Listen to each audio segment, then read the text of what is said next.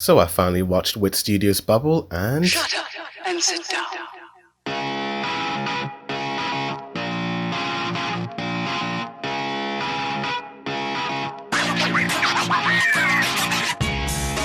yo, what's good, as a boy do the views, and I know it's a little bit late, but I finally checked out the new film titled Bubble by Netflix, which was released last month. After bubbles that broke the laws of gravity rained down upon the world, cut off from the outside world, Tokyo has become a playground for a group of young people who have lost their families and partake in a series of park tour-esque events, and one of the young dudes meets a mysterious girl. When the poster was originally released, I was really excited for this one movie just because of how gorgeous and beautiful and colourful that poster looked. I knew we were going to be in for a visual treat just judging by that. And let's just jump straight into the good. I mean, my gosh, is this movie a visual treat. Some of these park tour-esque moments where the characters are running through the city of Tokyo, it's just so dynamic, and the fluidity. It actually reminds me a lot of some of the ODM gear scenes from season 1 of Attack on Titan, and by no surprise, this movie was directed by the original season 1 director Tetsuo Araki, and also the season 1 to 3 music producer Hiroyuki Sawano. I love how there are some scenes in this film where we just hear the beautiful score playing while we have some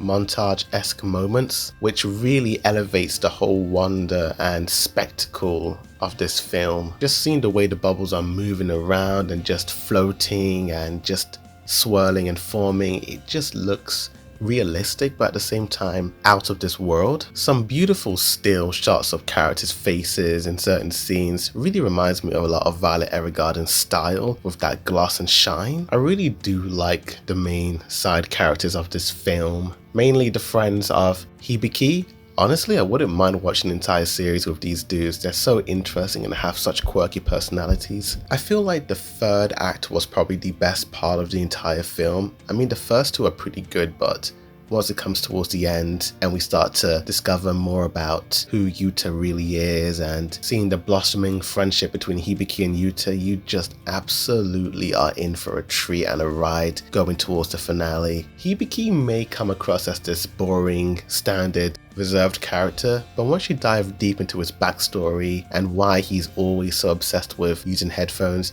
you actually kind of feel sorry for this kid. He had a real rough childhood when he was a kid. Now we dive deep into some plot spoilers of the film, so if you haven't seen the film, go watch it right now. You've been warned. I really find Yuta's whole backstory and character really interesting, her being this sort of bubble creature who came from space, and she's sort of the reason why Tokyo is the way it is, due to her sisters not wanting her to come in any contact with Hibiki or any humans. Pretty sad and very unexpected. I wasn't expecting all that, how Hibiki in a way angered the other bubbles, who I assume are Yuta's sisters or family, and they get so mad that they cause an explosion that creates the situation that they're in right now. The ending scene was so heartfelt and really emotional. I really liked seeing Hibiki go to the tower, seeing his younger self and him just running up to Yuta and trying to rescue her.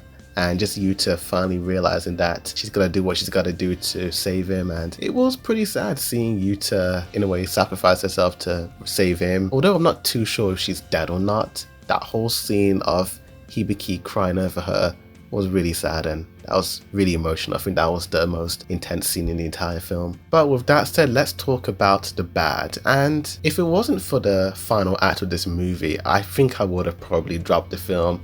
The first half felt more or less like an episode 1 of a TV show. It felt extremely rushed and odd in some places. The more I think about it, the more I feel like would this show have worked better as a TV show. But then I think I really do like the idea of this being a feature-length film. Would have been cool to see this in the cinema, seeing all those beautiful bubble sequences. And Yuta as well. I want to know where she came from and the origin behind her powers. But I'm probably stretching here, as I'm guessing they want to leave it up to interpretation for the audience. But that's about it. Overall, this film was really nice. The characters were nice, the visuals were nice, and the soundtrack was nice.